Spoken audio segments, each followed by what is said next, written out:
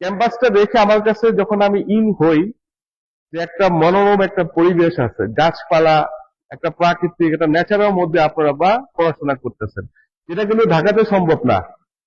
হয়তোবা BRAC, east West, north south অনেক বড় বড় ইউনিভার্সিটি, কিন্তু এই ধরনের সবুজায়ন কিন্তু আপনি এটা ঢাকা সিটির ভিতরে কল্পনা করতে পারেন না, অসম্ভব। বিশাল সুন্দর একটা ক্যাম্পাস। আপনারা লাকি এনাফ যে নারায়ণগঞ্জে, যেটা আমার জন্মস্থান, এই শহরে আপনাদের জন্য খুব সুন্দর একটা ইউনিভার্সিটি হয়েছে। আমাদের সময় এটা ছিল না। তো এনিওয়ে, আমি আজকে যেহেতু আসছি বিদেশে উচ্চশিক্ষা বিষয়ে কথা বলতে এবং আপনাদের এই বিষয়ে একটা আইডিয়া দিতে, তো মূলত স্টুডেন্ট ভিসা যেটাকে আমরা বলি, এটা একটা ইমিগ্রেশনের ভাষায় নাম আছে, যেটাকে আমরা নন ইমিগ্রেন্ট ভিসা বলি। এই ভিসা পাওয়ার জন্য এবং বিদেশি ইউনিভার্সিটিতে অ্যাডমিশন নেওয়ার জন্য এখন থেকে আমাদের করণীয় কি কি? আমরা এখানে কজন জানি যে বিনা পয়সায় বিদেশে উচ্চশিক্ষা গ্রহণ করা যায়? কতজন জানি যে এক পয়সাও দরকার হয় না? আমরা ফান্ডিং, স্কলারশিপ এইসব শব্দের সাথে ইউজ টু না। আমরা কেন এই সুযোগগুলো কাজে লাগাতে পারি না জানেন কি? সঠিক সময়ে সঠিক তথ্যগুলো আমরা পাই না। আপনার ব্যাচেলার কমপ্লিট হয়ে গেছে, এখন মাস্টার্সের জন্য আবেদন করবেন, এদিক সেদিক ঘোরাঘুরি করতেছেন। যখন তথ্যগুলো পেলেন তখন দেখলেন যে যেই বেজ আপনার ছোটবেলা থেকে তৈরি করে আসা উচিত ছিল সেটা আপনার নাই। আপনাদের ক্যাম্পাসেরই আমি আমার অফিসে, মনে রাখবেন বিদেশি কোন বিশ্ববিদ্যালয় আপনার বাবা মা ভাই বোন রক্তের কেউ না। সে যখন টাকা ইনভেস্ট করবে আপনার উপর, সে তখন চিন্তা ভাবনা করবে যে আপনার ব্রেনটা ইউজ করে সে তার ডেভেলপমেন্টের জন্য কাজে লাগাতে পারে কিনা। যখন নাকি দেখবে যে যে স্কলারশিপ, যে ফান্ডিংটা আপনাকে দেওয়া হলো এবং আপনার ব্রেনটা ওই দেশের ডেভেলপমেন্টের জন্য কাজে লাগাতে পারবে, তখনই কিন্তু ওরা আপনার কোরায় এসে নক দিবে যে আসেন আমি আপনাকে ফান্ডিং বা স্কলারশিপ দিচ্ছি। এই যে ফান্ডিং এবং স্কলারশিপ পাওয়ার জন্য যে জালটা আমরা বিছাই, এইটা না একদম লাস্ট সময়ে। আমি চাচ্ছি আপনাদের মতো স্টুডেন্ট যারা ব্যাচেলার কমপ্লিট করতে করতে নিজের একাডেমিক রেজাল্টের পাশাপাশি কিছু এক্সট্রা কারিকুলাম, কালচারাল ক্লাব আছে না, ক্যারিয়ার কাউন্সিলিং ক্লাব, এগুলাই আছে না, এগুলাই খুব ইম্পর্টেন্ট। আপনারা পাবলিকেশন নিয়ে কি কেউ কখনো কাজ করতেছিলেন বা কেউ কি করছেন? পাবলিকেশন, পুরো রিসার্চ পেপার কারোর কি এখন পর্যন্ত কোনো জার্নালে পাবলিশ হয়েছে? কেউ আছেন কাজ করতেছেন? আচ্ছা, এই শব্দ করতে কোটি কোটি টাকা লাগে। আমি আমার কথা বলি, আমি ব্রিটিশ র্যাঙ্কিং যে পাবলিক ফান্ডেড যে র্যাঙ্কিং ইউনিভার্সিটি গুলো আছে, আমি বিনা পয়সা পড়াশোনা করছি। আমার পিজিটি আমি ইউএসএ থেকে বিনা পয়সা পড়াশোনা করছি। আমার এত টাকা দিয়ে পড়াশোনা করার সামর্থ্য ছিল না। এই বিষয়টা করছি যে আমি ফাউন্ডেশনটা তৈরি করে নিয়েছি। খুব যে বেশি ভালো রেজাল্ট আমার ছিল বিষয়টা এরকম না। অ্যাজ এ পার্সন হিসাবে আমি নিজেকে প্রমাণ করতে পারছিলাম যে হ্যাঁ, আমি ইউএসএ বা ইংল্যান্ডের সরকারের জন্য বেনিফিটেড কিছু করে দিতে পারবো। ওদের অর্থনীতিতে আমার ট্যালেন্টটা ইউজ করে আমি একটা ইম্প্যাক্ট ফেলতে পারবো। যখন এই বিষয়টা ওরা বুঝে যায় যে আপনার academic result, extra curriculum activity, সোসাইটিতে আপনার কন্ট্রিবিউশন, আপনার পাবলিকেশন, আপনার জব এক্সপিরিয়েন্স সার্টিফিকেট, ছোটবেলা থেকে ব্যাচেলার ডিগ্রি কমপ্লিট করা পর্যন্ত আপনার যে অ্যাচিভমেন্ট গুলো আছে, এগুলো দিয়ে যখন একটা সিভি বা পোর্টফোলিও বা আপনার এই যে এক্সপিরিয়েন্স লেটার গুলো দিয়ে একটা প্রপোজাল রেডি করবেন, তখন অন্য 10টা অ্যাপ্লিকেশনের থেকে আপনার অ্যাপ্লিকেশনটা টোটালি ডিফারেন্ট হয়ে যাবে। আমরা সবাই ব্যাচেলার কমপ্লিট করা বা ইন্টারমিডিয়েট কমপ্লিট করার পরে ঢাকা ইউনিভার্সিটির পিছিয়ে দৌড়াই না। ঢাকা ইউনিভার্সিটির সিট কয়টা? ঢাকা ইউনিভার্সিটি ওয়ার্ল্ড র্যাঙ্কিং ইউনিভার্সিটির মধ্যে কততম কেউ জানেন? 1000-এর মধ্যে আছে, 2000-এর মধ্যে আছে, 3000-এর মধ্যে। এখন এখানে সিট কয়টা? যারা বিজনেসের স্টুডেন্ট তারা তারা 700-750-এর মতো সিট। তো আমরা এর চেয়ে কম শ্রম দিয়ে কিন্তু আরো বেশি মানের ভালো ইউনিভার্সিটি থেকে ডিগ্রি অর্জন করতে পারি without any kind of cost. সেটা আমি বলে দিচ্ছি কিভাবে। আপনারা যারা 6 সেমিস্টার 7 সেমিস্টারে আছেন, আপনাদের ইউনিভার্সিটিতে অনেক অ্যাক্টিভিটিস হয় না? আপনাদের এই মনে করেন বন্যা হচ্ছে, আপনাদের এখানে একটা ভলান্টিয়ার গ্রুপ তৈরি হলো, চলে গেল কুমিল্লাতে, ওখানে লাস্ট ইয়ার না ছিল বন্যাটা,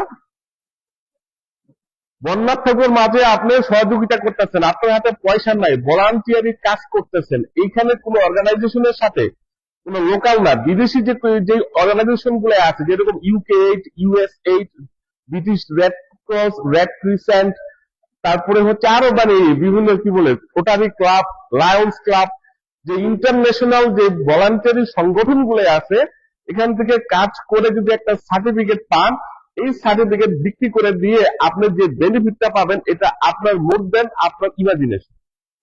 আপনাকে তখন আমরা প্রমাণ করতে পারবো যে আপনি আপনার রাষ্ট্রের জন্য, আপনার সোসাইটির জন্য, আপনার সমাজের জন্য একজন নিবেদিত প্রাণ। যখনই কোনো ধরনের প্রবলেম দেশ পড়ে, ক্রাইসিসের মধ্যে পড়ে, আপনার সমাজ পড়ে, তখন আপনি উজাড় করে নিজেকে বিলিয়ে দেন। আমেরিকাতে গিয়েও, কানাডাতে গিয়েও, ইউরোপে গিয়েও আপনি এই ধরনের মেন্টালিটি রাখবেন। আমেরিকার মানুষের জন্য, জনগণের জন্য আপনি বেনিফিটেড কিছু করবেন। এই যে সিম্পল একটা বিষয়টা, আমি যখন আপনার স্টেটমেন্ট অফ পারপাস বা লেটার অফ মোটিভেশনটা রেডি করব, এই ডকুমেন্টেশন দিয়ে আমি যে এসেটা লিখবো, এইটা অন্য 10টা অ্যাপ্লিকেশনের থেকে আপনাকে আলাদা করে দিবে। যখন নাকি অ্যাডমিশন টিম দেখবে আপনি একটা ইউনিক, আপনি শুধু রেজাল্ট না, আপনাকে দিয়ে তার দেশের গভর্নমেন্ট উপকৃত হবে, তখনই কিন্তু সে নাকটা টুপ করে দিয়ে দিবে, আপনাকে কিন্তু সে পিক আপ করবে। দেখবেন মাঝে মাঝে যে ঢাকা ইউনিভার্সিটিতে চান্স পাই নাই, কিন্তু হারবার্টে গিয়ে চান্স হয়েছে, ক্যামব্রিজে, MIT তে গিয়ে চান্স পাইছে, এরকম হয় না? আপনারা কেউ MIT-র স্বপ্ন দেখেন? CSC স্টুডেন্ট আছেন এখানে কতজন?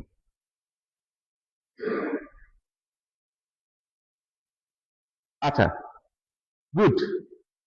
আপনারা জানেন যে এখন আর্টিফিশিয়াল ইন্টেলিজেন্স, AI, এই শব্দটার সাথে তো সবাই ইউজ টু না? সাইবার সিকিউরিটি, এই যে প্রোগ্রাম গুলা, ডাটা অ্যানালিটিক্স, এগুলো সামনে সারা বিশ্বকে লিড দিবে। মানে এই যে কৃত্রিম বুদ্ধিমত্তা এরকম পর্যায়ে চলে আসবে, এই যে মানুষের আর কাজ করার জন্য মানুষের উপর নির্ভর করতে হবে না। এই সাবজেক্ট গুলো ভবিষ্যতের জন্য খুবই খুবই খুবই, যারা আপনারা ফিউচারের চিন্তা ভাবনা করতেছেন, কিছু করবেন, ক্যারিয়ার নিয়ে চিন্তা ভাবনা করতেছেন, তারা এখন থেকে যদি নিজেকে গুছান, এই রিলেটেড সাবজেক্টে কিছু এক্সট্রা কারিকুলাম অ্যাক্টিভিটিস করেন। আপনাদের এখানে ইউনিভার্সিটির যে প্রফেসরগণ আছেন, তারা দেখবেন বিভিন্ন ইভেন্টে শর্ট কোর্স অফার করে, 1 ঘন্টা 2 ঘন্টার বা একদিনের 2 দিনের। আপনাদের এখানে অনেক ভলান্টিয়ারি জব আছে, আপনাদের এখানে লাইব্রেরি আছে, আপনাদের এখানে রিসার্চের সুযোগ সুবিধা আছে না? অনেক প্রফেসররা বিভিন্ন সেক্টর নিয়ে গবেষণা করে না, তো তাদের অ্যাসিস্ট্যান্ট হয়ে কাজ করেন। এগুলো আপনাদের লাইফে পুরো 190 ডিগ্রি অ্যাঙ্গেলে ঘুরিয়ে দেবে আপনার লাইফ। সুযোগ বুঝে কাজে লাগাতে হবে। তো এই বিষয়গুলোই আমরা এখন অ্যালার্ট থাকবো। আর যেহেতু আমার সময় 1 ঘন্টা, আমি জাস্ট একটু টাচ দিলাম। যারা বিনা পয়সায় আমেরিকা, কানাডা, ইউরোপের নামি দামি বিশ্ববিদ্যালয়ে পড়াশোনা করতে চান, তারা এখন থেকে কি কি বিষয়ে জোর দেবেন? একাডেমিক রেজাল্টের পাশাপাশি ইংরেজি ভাষার প্রতি আপনাদের একটা খেয়াল থাকতে হবে। কেননা আমি বিদেশে যখন পড়াশোনা করতে যাব, আমাকে IELTS, GRE, GMAT বা SAT এক্সাম দিয়ে পড়াশোনা করতে করতে হবে, যেতে হবে। যেহেতু আমার ভাষা ফার্স্ট ল্যাঙ্গুয়েজ হচ্ছে বাংলা, আমি যে ইংরেজিতে কথা বলতে পারি, এটা প্রমাণ স্বরূপ IELTS এর ডকুমেন্টেশন দিয়ে যেতে হবে। অ্যাট দ্য সেম টাইম যে জালটা এখন আপনি বিছাবেন, সেটা হচ্ছে যারা 5th সেমিস্টার 6th সেমিস্টারে আছেন, এরা প্রফেসরদের অ্যাসিস্ট্যান্ট হিসাবে কাজ করার চিন্তা ভাবনা করবেন। আপনাদের ইউনিভার্সিটিতে যদি পার্ট টাইমে জবের অপরচুনিটি থাকে, সে যদি আপনাকে কোনো পয়সাও না দেয়, বিনা পয়সায় কাজ করবেন। এটার ভ্যালুটা কি আপনি বুঝতে পারবেন তখনই, যখন MIT-র মতো বিশ্ববিদ্যালয় থেকে আপনার অফার লেটার আসবে। যখন ক্যামব্রিজ, হার্ভার্ড, এগুলোতে এলিয়েনরা পড়াশোনা করে না, আমাদের মতো মানুষই। না, আপনারা নিজেকে এত দুর্বল মনে করবেন না। মানে ফাইট না করার আগে হেরে যাবেন না। এই যে আগামী 1-2টা বছর যদি আপনারা আপনাদের নিজেকে গুছান, হোপফুলি আপনারা বেটার কিছু পাবেন। হয়তো বা MIT-তে পাবেন না, এটার থেকে আরেকটু অন্য ইউনিভার্সিটিতে পাবেন, কিন্তু বিনা পয়সায় পড়াশোনা করতে পারবেন, দ্যাটস ফর শিওর। আপনাদের কোর্স রিলিভেন্ট, ব্যাচেলার যে সাবজেক্টে করতেছেন এইটা রিলিভেন্ট, বাহিরে যদি ইউনিভার্সিটিতে এই সুযোগ না থাকে, বাহিরে অনেক অর্গানাইজেশন আছে একদিনের ট্রেনিং অফার করে, 2 দিনের ট্রেনিং অফার করে, এগুলো কালেকশন করে নেবেন। আচ্ছা, এখন আসি বিনা পয়সা যে বিষয়টা, এই পড়াশোনা করার জন্য যেই বিষয়গুলো নিজেকে ডেভেলপ করতে হবে, প্রথমে এক্সট্রা কারিকুলাম অ্যাক্টিভিটিস এর সাথে ইনভলভমেন্ট হতে হবে, টিচার অ্যাসিস্ট্যান্ট হিসাবে কাজ করার সুযোগ থাকলে করতে হবে, জব এক্সপিরিয়েন্স যদি হয়, কোর্স রিলিভেন্ট। আমি ফার্মেসির স্টুডেন্ট, জব করতেছি ব্যাংকে, বাংলাদেশে আছে না? এখন আমি যদি মাস্টার্সে ফার্মেসি নিয়ে পড়াশোনা করতে চাই, আমার কি ব্যাংকের এক্সপিরিয়েন্স কোনো কাজে দিবে? তার মানে এই এক্সপিরিয়েন্স আমার লাভ নাই। সাবজেক্ট রিলিভেন্ট এক্সপিরিয়েন্স খুব ইম্পর্টেন্ট। এই জিনিসগুলো নিবেন, সোসাইটিতে নিজের কন্ট্রিবিউশন প্রুভ করার চেষ্টা করবেন। হোক সেটা আপনি ব্লাড দিচ্ছেন, কোন ব্লাড ডোনেশন প্রোগ্রামে, আপনি কোন ক্যাম্পেইনে বা বন্যার্থীদের সহযোগিতা করেছেন, যখন ভূমিকম্প হচ্ছে মানুষের পাশে গিয়ে দাঁড়াইছেন, এই টাইপের কোনো কিছু মৌখিক না, এভিডেন্স থাকতে হবে। অনলাইনে দেখবেন অক্সফোর্ড ইউনিভার্সিটিতে আছে, অনলাইনে অনেকগুলো কোর্স ফ্রি করা যায়, এগুলো করতে টাকা পয়সা লাগে না, আমরা তথ্য জানি না তাই এগুলোই করি না। তো এগুলো করার চেষ্টা করবেন, এবং সিজিপিএ যাতে কোনোভাবেই 3-এর নিচে না নামে। ম্যাট্রিক ইন্টারের রেজাল্ট যাই হোক, সিজিপিএ যাতে কোনোভাবেই মানে 3/4 এটার নিচে যাতে না নামে, ইস্যুগুলো মাথায় রাখলে বিনা পয়সা পড়াশোনা করা সম্ভব। এখন আসি, যারা সেলফ ফান্ড স্টুডেন্ট, নিজের বাবার পয়সা পড়াশোনা করতে চান, তারা কি কি বিষয় খেয়াল রাখবেন? তারা যদি মনে করেন আমার বাবা ডক্টর ইউনুস, আমার বাবা এটা, আমার বাবা সেটা, আমার বাবার পরিচয় আমাকে ভিসা দিয়ে দিবে, তাহলে আপনি বোকার সঙ্গে বসবাস করতেছেন। যদি ডক্টর মোহাম্মদ ইউনুস আমেরিকার এম্বাসির গেটে যায়, বলবে আপনিও লাইনে আসেন, বিশ্বাস করেন। আপনাদের যে রিসোর্স আছে এটা আপনারা ইউজ করেন না। আমাকে কিন্তু ডোনাল্ড ট্রাম্প সাহেব ফোন করে বলে দেয় না যে রফিক সাহেব আরপি শাহ ইউনিভার্সিটিতে যান, ভিসা প্রসেসিং এইভাবে এইভাবে করতে হয়, আপনি তাদেরকে বলে দিবেন, বলে দেয়। আমি এটা কোথা থেকে পাই? কি ভিসা?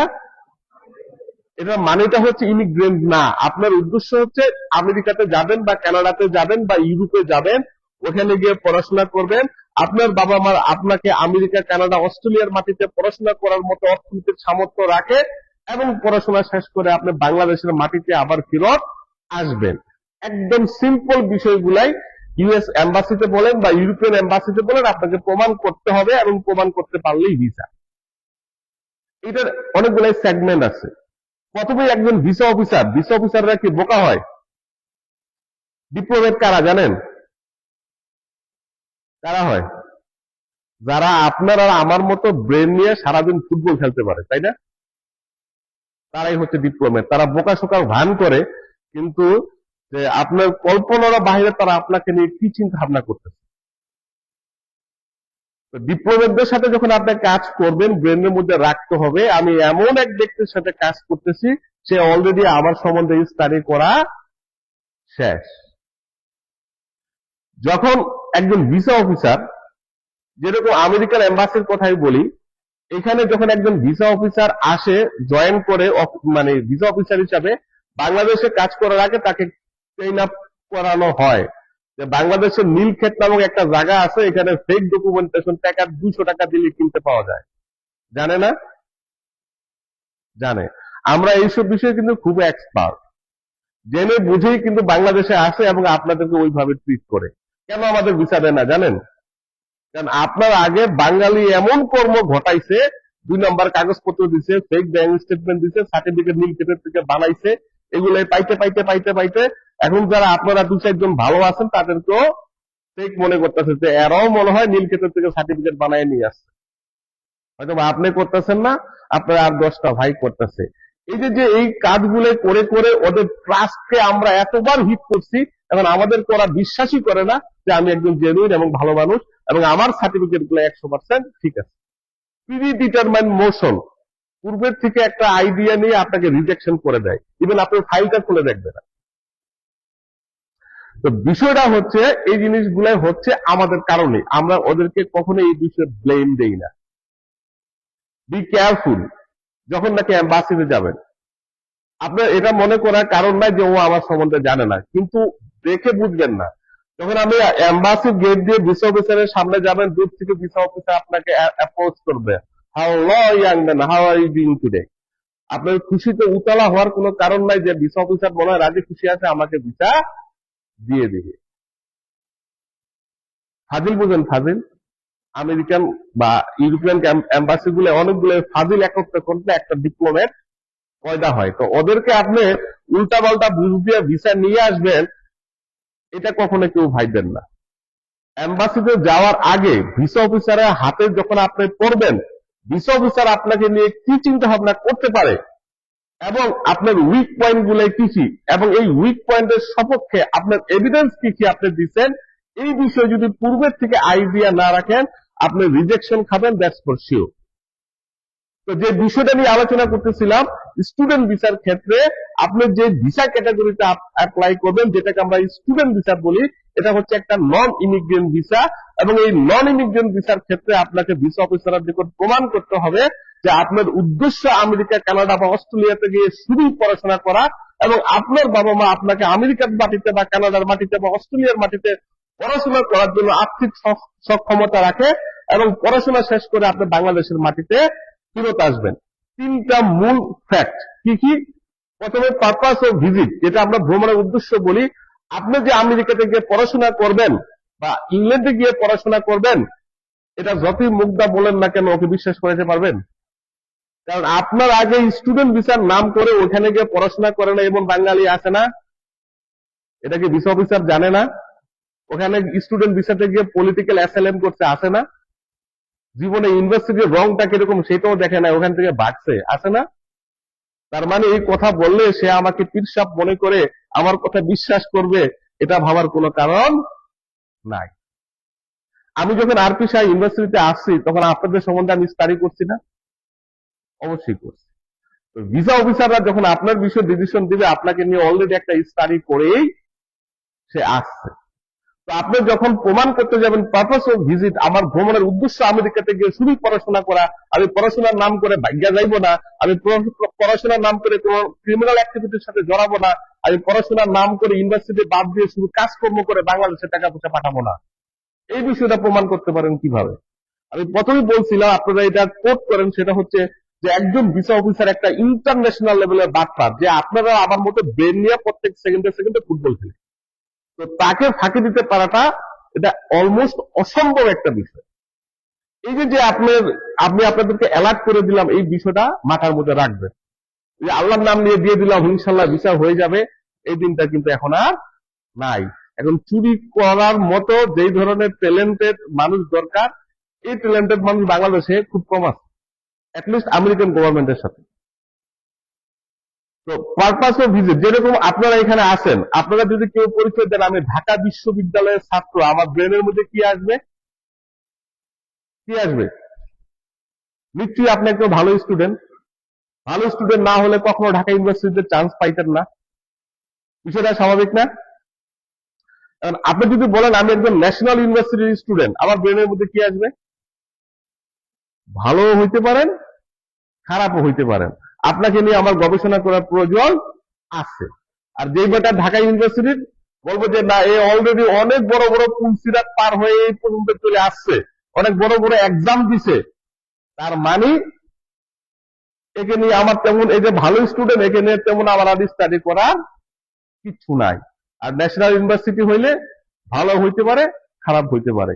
ঠিক একই ভাবে যখন আপনি আমেরিকা, কানাডা বা অস্ট্রেলিয়ার কোন ইউনিভার্সিটিতে, যেটা ওয়ার্ল্ড র্যাঙ্ক টপ ইউনিভার্সিটি, এই টাইপের ইউনিভার্সিটি যখন আপনি চান্স পাবেন, ভিসা অফিসার ধরিয়ে নেবে আপনি একজন জেনুইন স্টুডেন্ট।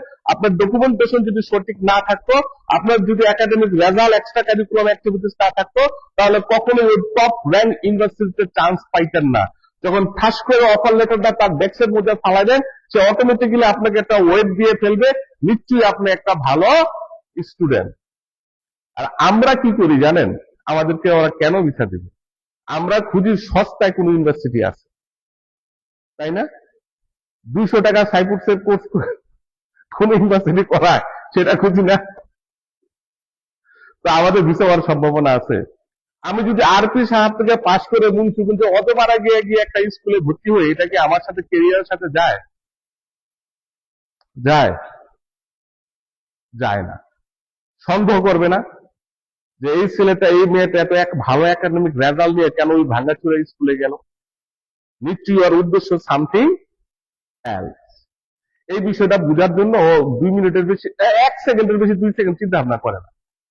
আপনারা যারা বিদেশে পড়াশোনা করার চিন্তা ভাবনা করতেছেন, প্রথমেই আপনি এখন থেকে মাইন্ড সেট আপ করে ফেলবেন যে আমি কোন কোয়ালিটির বিশ্ববিদ্যালয়তে যাব।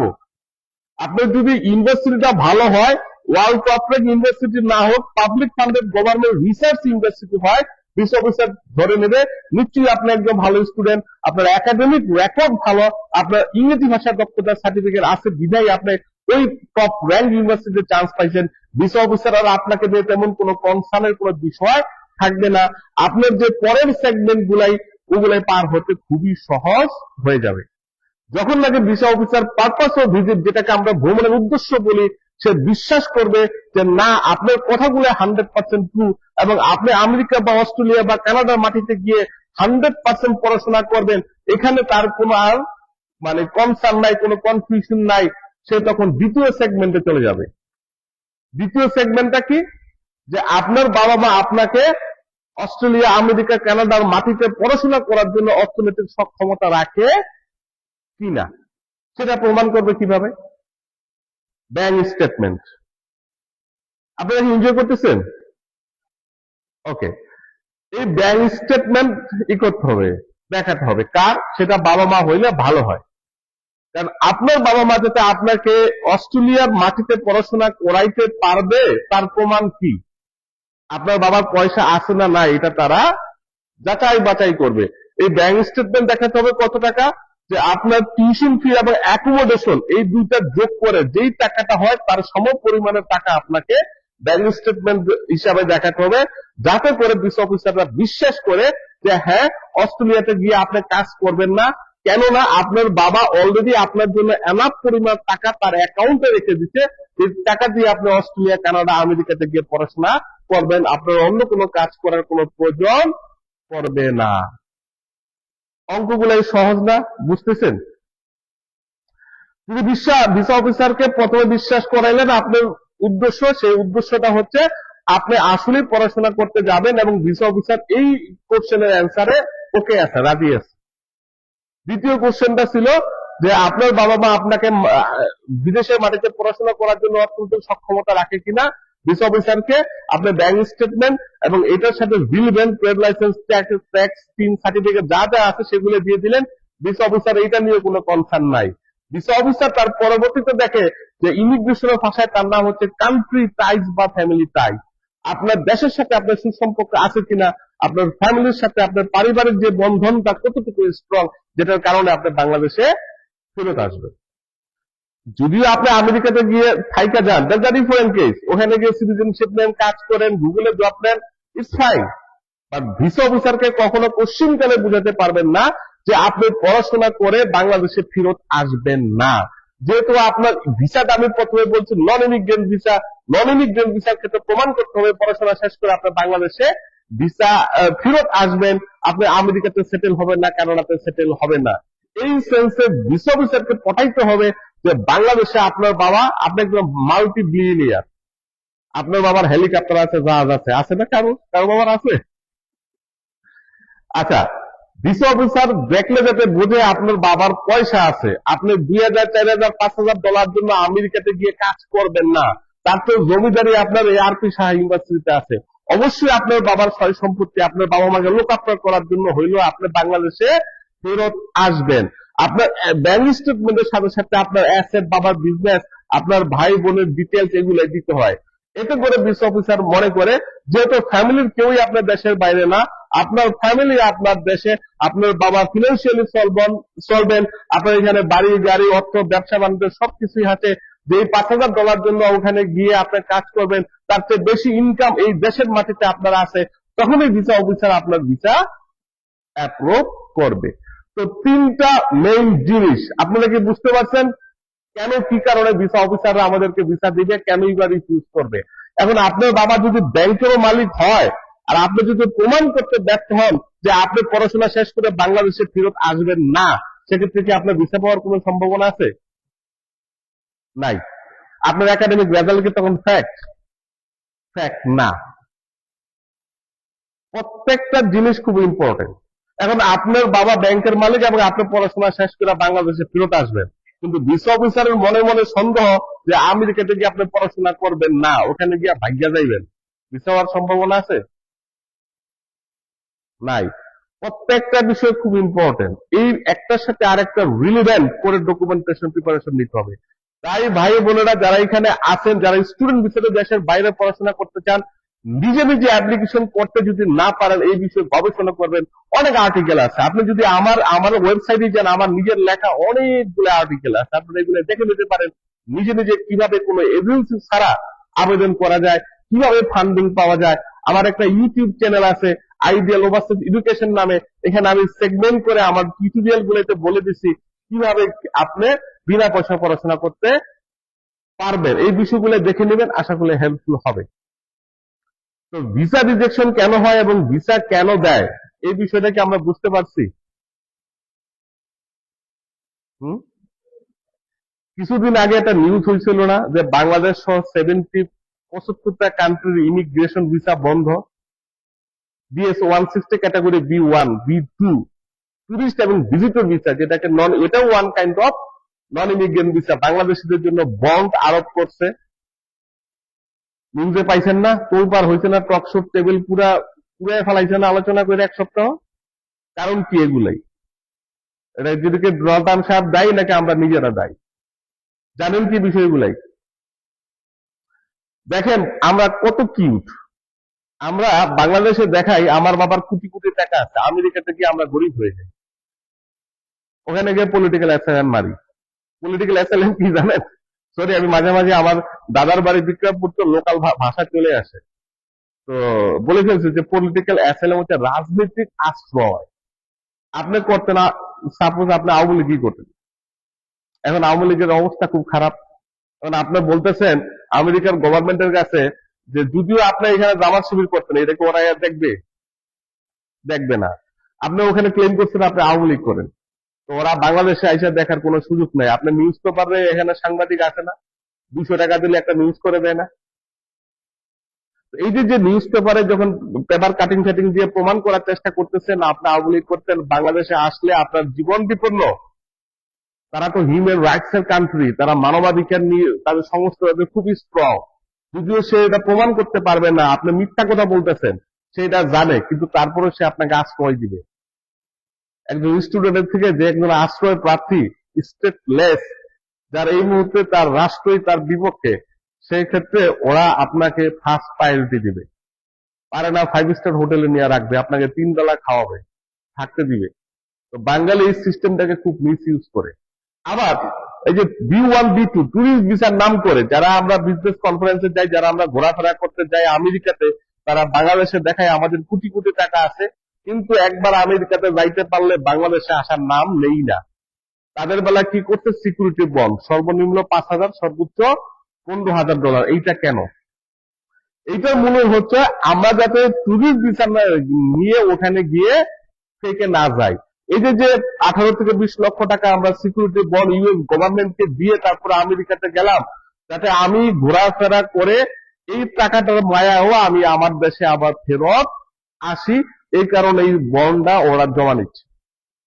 আর ইমিগ্রেন্ট ভিসার বেলায়, যেটাকে আমরা F4 বলি, এরা আমেরিকাতে যাওয়ার পরে বলে আমি কি বলে এটাকে মেন্টালি ডিপ্রেস, আমি কাজ করতে পারি না, আমার সমস্যা আছে। তো ওরা কি করে? গভর্নমেন্ট ওখানে হোমলেসদেরকে নাই, ওরা কি করে? তখন গভর্নমেন্ট কাউন্সিলের থেকে বাড়ি দেয়, থাকার জন্য জায়গা দেয়, খাবার দেয়, বাচ্চার এডুকেশন ফ্রি দেয়। এবং এই সংখ্যা আমাদের দেশে 50% মানুষজন আমেরিকাতে গিয়ে, কানাডাতে গিয়ে এই কর্ম করে। এখন এই বিষয়টা যখন ডোনাল্ড ট্রাম্প প্রশাসন দেখলো যে না, কোন জাতিরা আমাদের দেশে আইসা অসুস্থ হয়ে যায় বেশি, তাদেরকে গভর্নমেন্ট ফান্ডিং দিয়ে লালন পালন করা লাগতেছে, এদের দেশের ইমিগ্রেন্ট ভিসা বন্ধ করো। মূলত ঘটনা ঘটছে এই 2টা কারণে, এবং এই 2টা কারণের জন্য আমরা নিজেরা দায়ী। তাই আমাদের ইমিগ্রেন্ট ভিসা স্থগিত ঘোষণা করছে। ট্যুরিস্ট ভিসা আমাদের জন্য বন্ড বা সিকিউরিটি পাইলট প্রজেক্টের আন্ডারে নিয়ে আসছে, দিতে হচ্ছে। এটার মূল কারণ হচ্ছে আমরা আমেরিকাতে ঘোরাফেরার নাম করে ওখানে গিয়ে থেকে যাই, ইমিগ্রেন্ট ভিসা নিয়ে ওখানে গিয়ে কাজকর্ম না করে আমেরিকান সরকারের ভাতা নিয়ে আমরা বসবাস করি। এই সংখ্যা দিনে দিনে বৃদ্ধি পাচ্ছে, বিধায় আমাদের রাস্তাটা, দরজাটা বন্ধ করে দিচ্ছে। এখন এর মধ্যেও একটা ভালো জিনিস আপনারা শুনলে অবাক হবেন, যেটা আপনাদের জন্য কারো পৌষ মাস কারো সর্বনাশ। ওদের একটা আর্টিকেলে আমি লিখতেছিলাম, এই শব্দটা দিয়ে আমার হেডলাইন ছিল যে এত এত খারাপ নিউজ, এর মধ্যে একটা ভালো সংবাদ হচ্ছে।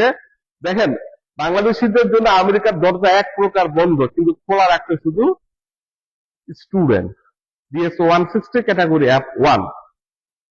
তো এই যে স্টুডেন্ট ভিসার মধ্যে কোনো পরিবর্তন নিয়ে এখন পর্যন্ত আসে নাই। অ্যাজ ইউজুয়াল বাইডেন প্রশাসনের যে জিনিসটা ছিল, ট্রাম্প প্রশাসন আইসাও সেটা অ্যাজ ইউজুয়াল সেম রাখছে। তো যারা আমেরিকাতে উচ্চশিক্ষা করার চিন্তা ভাবনা করতেছেন, আগামী একটা দুইটা সেমিস্টার আমেরিকার ভিসা হবে প্রচুর। কেননা বাংলাদেশিদের অন্য অন্য ক্যাটাগরি ভিসা আবেদন করার এই সুযোগ নাই, যেহেতু একটা কোটা থাকে এবং ইন্টারন্যাশনাল স্টুডেন্টের সংখ্যা আমেরিকাতে সবচাইতে বেশি। আমেরিকাতে কিন্তু নিজস্ব কোনো কালচার নাই, সারা পৃথিবীর লোকজন মিলেই হচ্ছে আমেরিকা। তো ওরা এখন ওই গরু ছাগল না নিয়ে ট্যালেন্টেড ইয়াং যে কি বলে ছেলে পেলে নিবে। সরি, আমার কথা একটু মাইন্ড করেন না, নার্ভাস আমার নিজের শহর তো, তাই একটু মুখ খুলে কথা বলতে যাচ্ছি। ফ্রেন্ডলি স্টাইল না, হ্যাঁ সরি না। হ্যাঁ, আচ্ছা, এখন কি জানি বলতেছিলাম। ও আচ্ছা, গরু ছাগল ছিলাম। তো এই মানুষগুলোকে এখন আর ভিসা দিবে না, যাদেরকে বম মারলে 2 লাইন ইংরেজি বাইরিত না, যারা ইমিগ্রেন্ট ভিসার ওর ফ্যামিলি মেম্বার আমেরিকাতে থাকার কারণে টিকিট কাটি চলে যেতে পারতো ইমিগ্রেন্ট হইয়া, যারা আমেরিকা থেকে ক্লেম করতো যে ভাই আমার পেটে খাবার নাই, আমার থাকার জায়গা নাই, আমাকে তুমি টাকা দাও। এই মানুষগুলোকে এখন আর আমেরিকা আমাদের দেশের থেকে আমরা আর এক্সপোর্ট করতে পারবো না। এই মানুষগুলো এখন ওরা চাচ্ছে কি, এই সরকারটা ওদের দেশ বান্ধব, খুবই ট্যালেন্টেড একটা গভর্নমেন্ট, এই ট্রাম্প প্রশাসন, এরা চাচ্ছে স্টুডেন্টদেরকে আমাদের দেশের থেকে নিতে।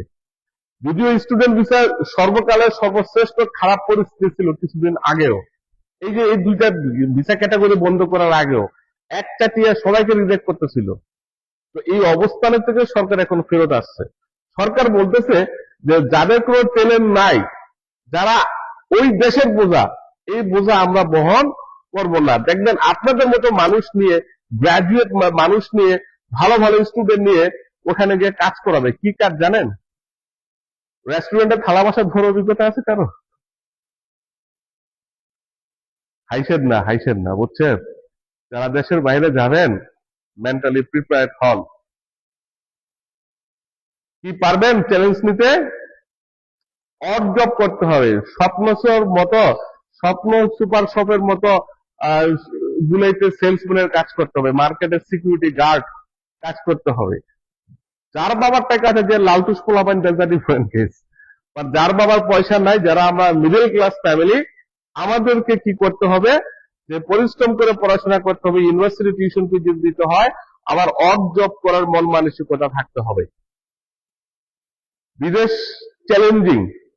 এখানে যেরকম ইউনিভার্সিটিতে বসে আড্ডা দিচ্ছেন, বাকি সময়টা সন্ধ্যার পরে বাসায় দিচ্ছেন, আম্মুকে গিয়ে বলতেছেন আম্মু খাবার দাও। আবার অনেকের আম্মু আছে মুখেও খাবার তুলে দেয়, আছে না? দিয়ে বলতে হয় আম্মু এখন গিলে ফেলো, আছে না? আমরা আমাদের সন্তানকে কিন্তু এখন এরকম টাইপের করে সময়গত। আচ্ছা, আমি আমি যদি একটু বেশি সময় নিই, কারো সমস্যা আছে? আপনারা এনজয় করতেছেন, সময়টা খুব কম না? আচ্ছা আচ্ছা আচ্ছা, 1:30 পর্যন্ত আমার টাইম আছে। ও আচ্ছা আচ্ছা আচ্ছা, নামাজ টামাজ পড়বে। আচ্ছা, আমি শেষ করে দিচ্ছি।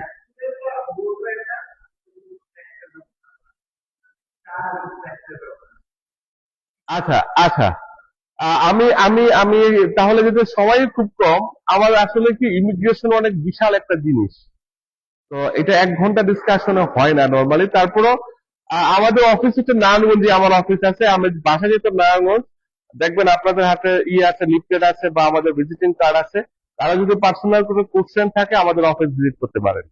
আর আরপি শাহ ইউনিভার্সিটিতে আমরা আসবো অনেক ইভেন্টে, বাট আপনাদের দেখি আপনাদের ওই প্রোগ্রাম গুলোতে আমরা স্পন্সর নিয়ে আসতে পারি কিনা, বা আপনাদের ইউনিভার্সিটির সাথে এমওয়াই সাইন আপ করে দিতে পারি কিনা। আমার খুব ইচ্ছা, ক্যালিফোর্নিয়া স্টেট ইউনিভার্সিটির সাথে আমার অলরেডি একটা কথা হয়েছে, যেহেতু আমার আপনাদের রেজিস্টার এখানে আমার ফ্রেন্ড, খুব ক্লোজ ফ্রেন্ড অমিত, তো ওর সাথেও আমি কথা বলতেছি।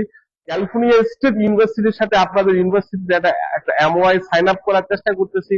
জানি না কতটুকু পারবো, বাট যদি হয়ে যায় আপনারা যারা মাস্টার্স করতে চাচ্ছেন তারা বেনিফিটেড হবেন।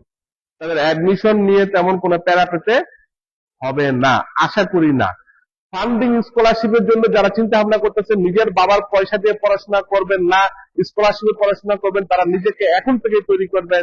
একাডেমিক রেজাল্টের পাশাপাশি ইংরেজি ভাষার দক্ষতার সার্টিফিকেট, এক্সট্রা কারিকুলাম অ্যাক্টিভিটি, আপনার পাবলিকেশন, আপনার সোসাইটিতে কন্ট্রিবিউশন, এই বিষয়গুলো যদি এখন থেকে কাজ করেন সেক্ষেত্রে আপনার টাকা পয়সা নিয়ে কোনো অরিড হতে হবে না। ইভেন জার্মানিতে বিনা পয়সা পড়াশোনা করা যায়, এখানে কয়জন জানেন? 1 টাকাও লাগে না। জার্মান গভর্নমেন্ট ইন্টারন্যাশনাল স্টুডেন্টদের জন্য ফ্রি করে দিয়েছে। তো এই এখানে ব্যাংক স্টেটমেন্টের কোনো বিষয় নাই।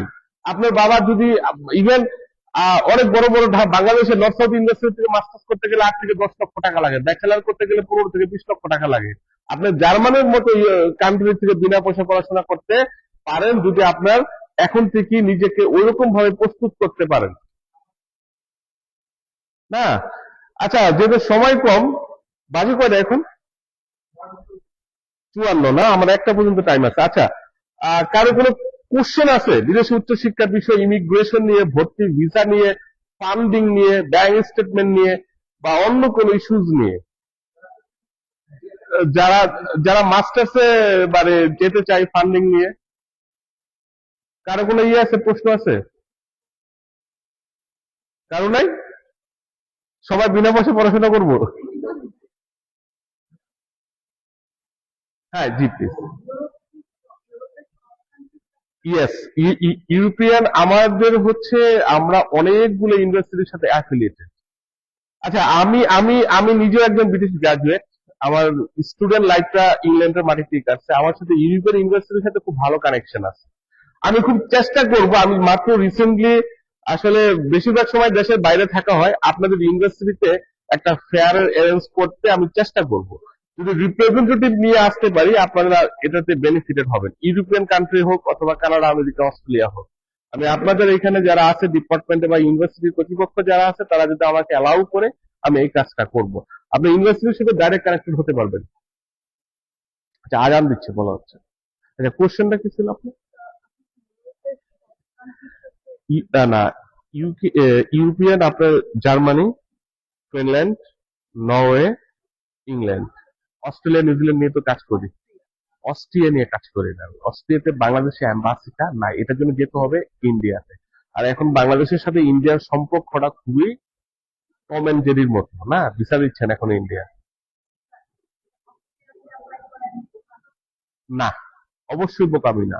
অ্যাটলিস্ট বাংলাদেশের থেকে তো এডুকেশনটা ভালো পাবেন। তবে হ্যাঁ, ইউনিভার্সিটিটা ফ্যাক্ট, যদি ভালো ইউনিভার্সিটিতে আপনি যাইতে না পারেন সেক্ষেত্রে বাংলাদেশের এডুকেশনটা আপনার জন্য ভালো।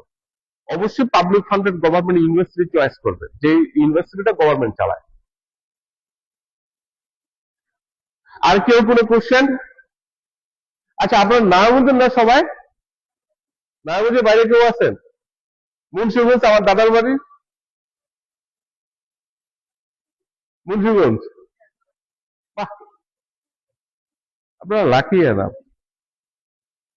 হরঙ্গা কলেজে আমি একদিন ছিলাম, আমাদের কেউ দেখছেন?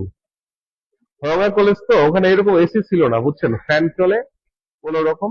তা আমি ঘামতেছিলাম, কিন্তু এত অডিয়েন্স ছিল যে বসার জন্য সিট দিতে পারতেছিল না। আপনাদের তো খুব সুন্দর অ্যারেঞ্জমেন্ট করছে, না? আচ্ছা আচ্ছা আচ্ছা আচ্ছা আচ্ছা আচ্ছা। আচ্ছা, থ্যাংক ইউ আপনাদের সকলকে। যদি কারো কোনো কোশ্চেন থাকে আপনি করতে পারেন।